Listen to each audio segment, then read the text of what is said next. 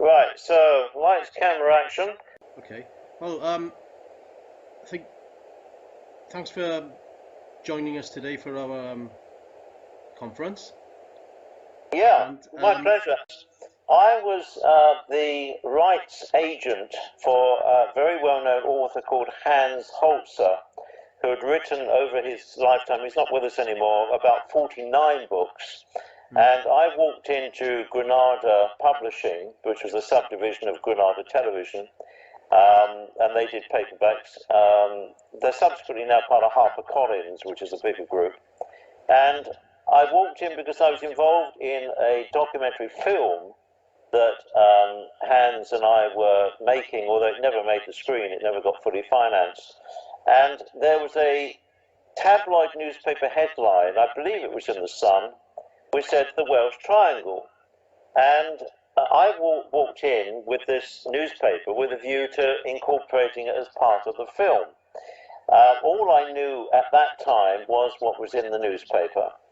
And the editor who was working with Hans and I on the book, which was the Euphonauts, which is another a kind of UFO survey of that time, said, that's a title, that is a book in itself, The Welsh Triangle.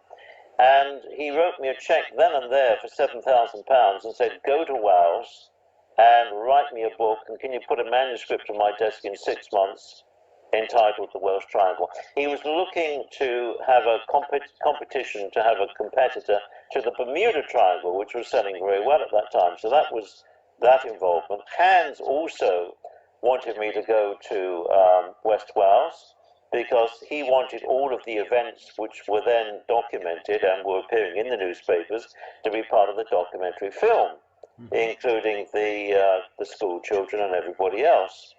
So off I went, and I made first of all an initial sortie into the area. It's covered in the book. I think I detailed my journey down there, and got to know a few people, and then took a property for 6 months, and I got very involved with all the witnesses, spent a lot of time with them, found other witnesses, got involved with the American Oceanographic Research Station, which of course was nothing civilian at all. It was a military NATO submarine underwater surveillance facility, and was tasked to find out what was going on, you know, in terms of their situation, which they were very worried about. And that's how the whole thing came about. So do you want to ask me any questions on that? Yeah, right. You said you spent 6 months there. Was it 6 weeks? Well, I think it was, you know, I can't really remember, Emlyn. It probably was longer. I think it could have been, I think it was under a year, but over 6 months. But I honestly can't remember. It might even say in the book somewhere, or even in the latest book, but it's all a bit, it's a long time ago now. I mean, you're going down there on the 4th. 40th, of February for this 40th anniversary. Yeah. And, you know, it's just amazing to think, my God, 40 years has gone by. Yeah, it is, isn't it?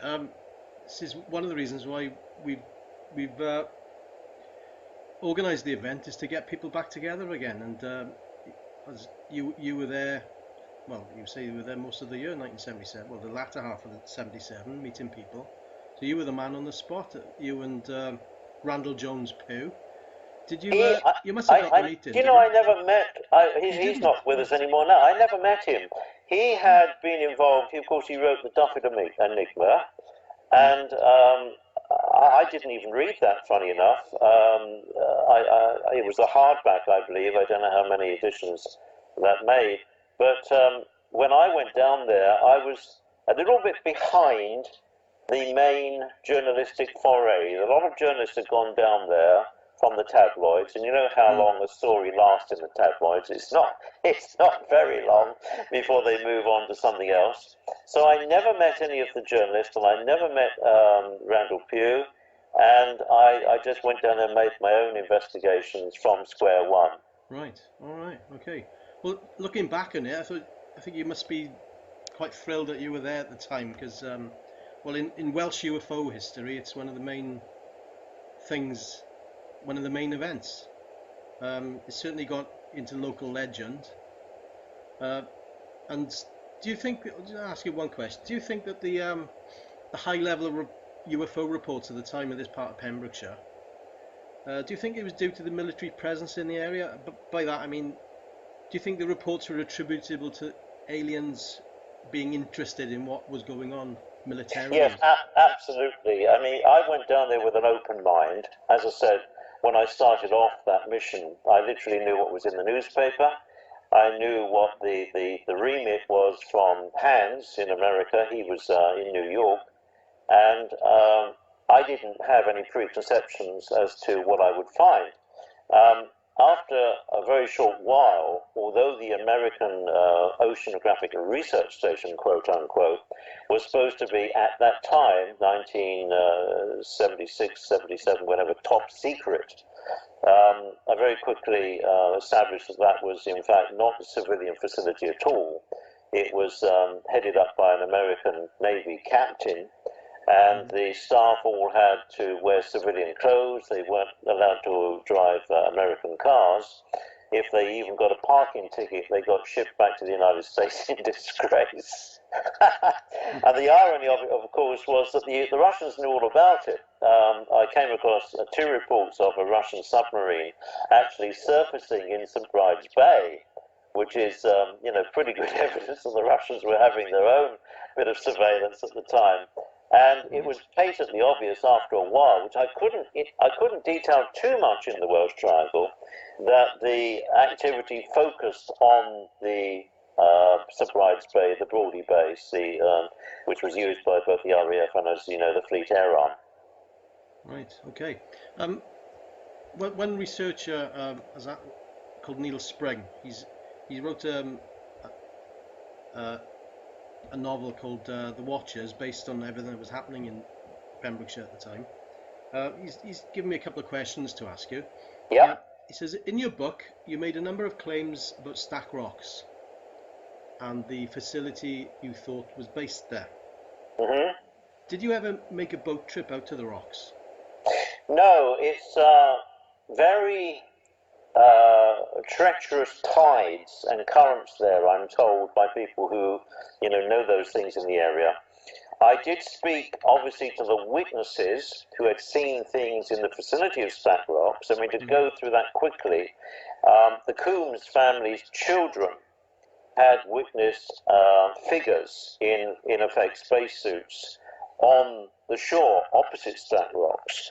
And in the book, there is a reference to somehow the placing of a red box, which was never found.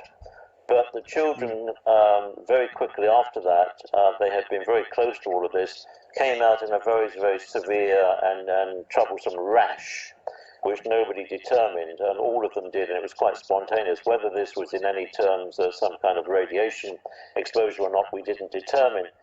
And various people, including the Coombs and her neighbour, who I can't quite remember what her name was, it's in the book, but who were the estate...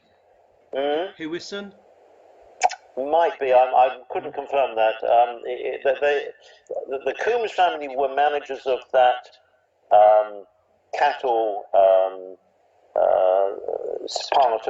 part of the farm estate.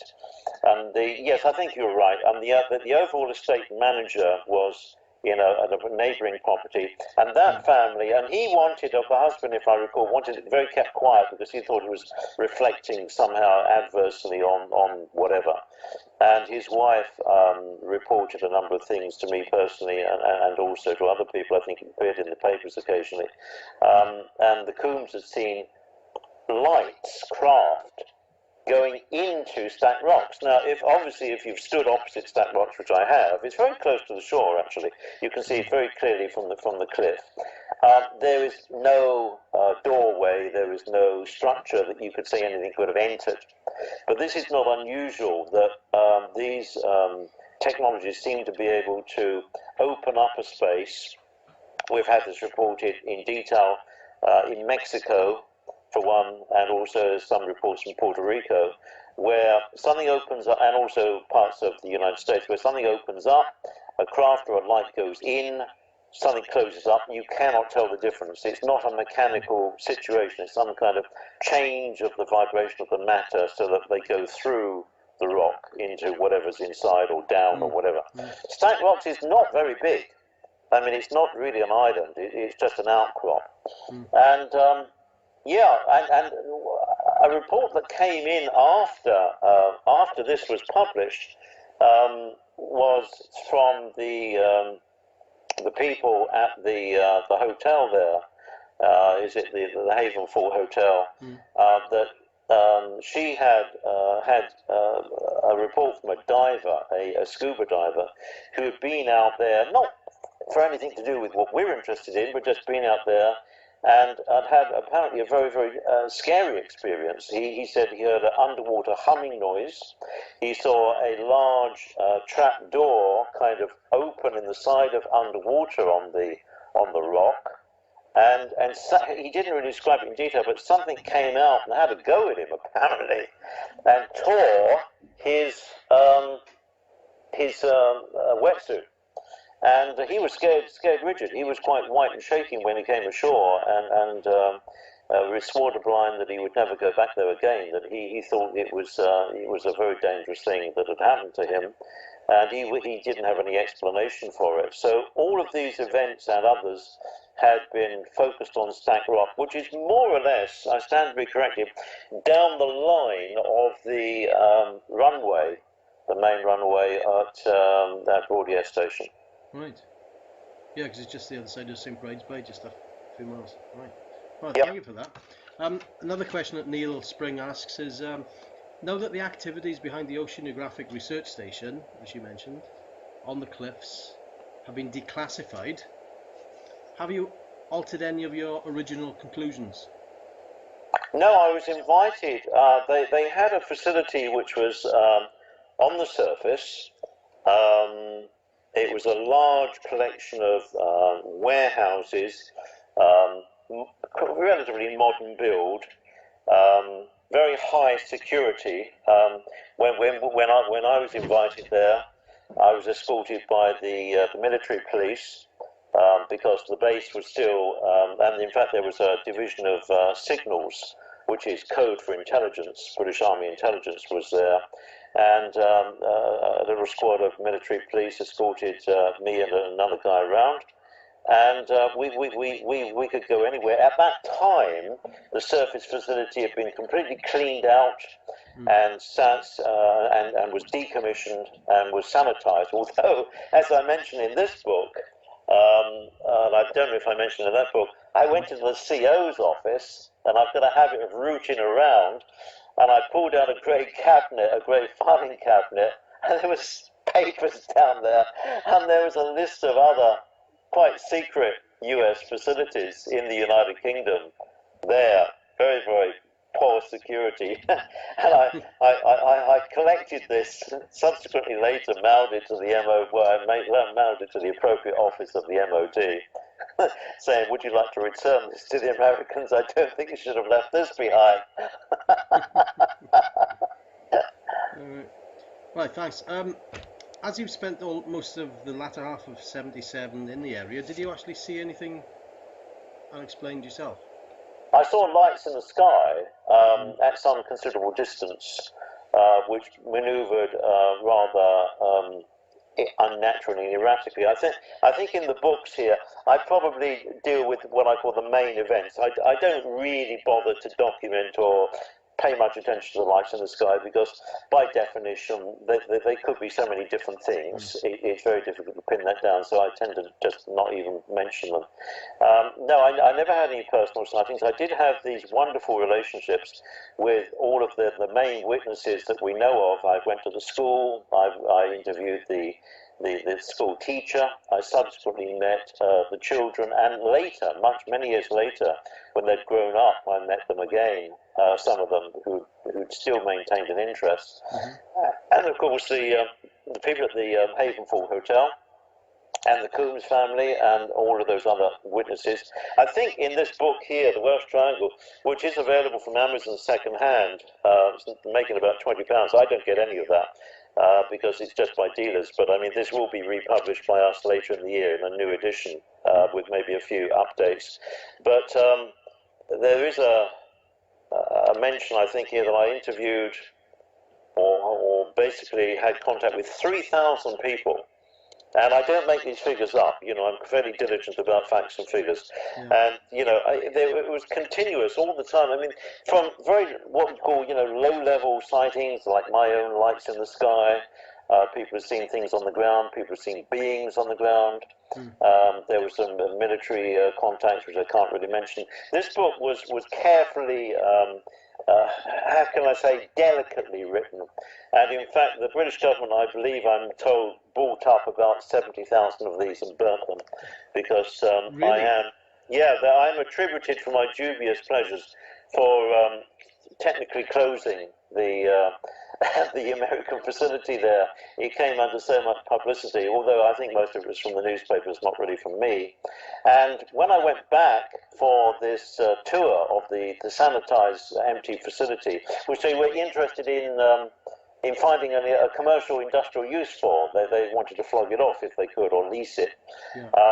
I was aware, because you go up to the hall, the watchtowers, and they have these, you know, security watchtowers and triple fences and things.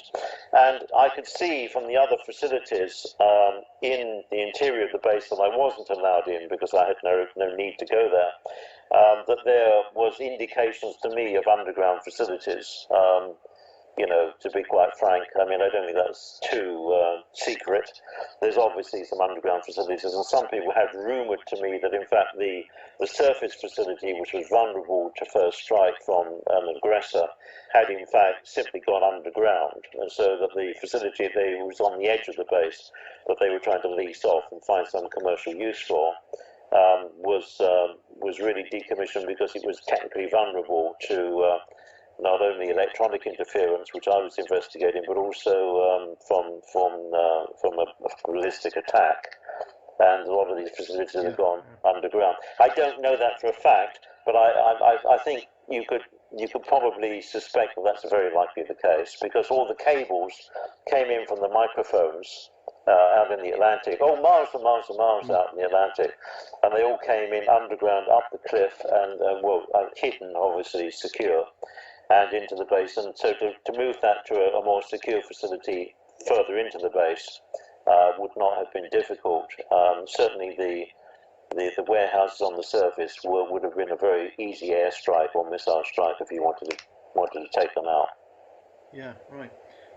Getting down to the Broadhaven Primary School sighting. Yeah. Because the event that we've got on Saturday is being held in the village hall next to the. Yes. Quite fittingly. Yeah.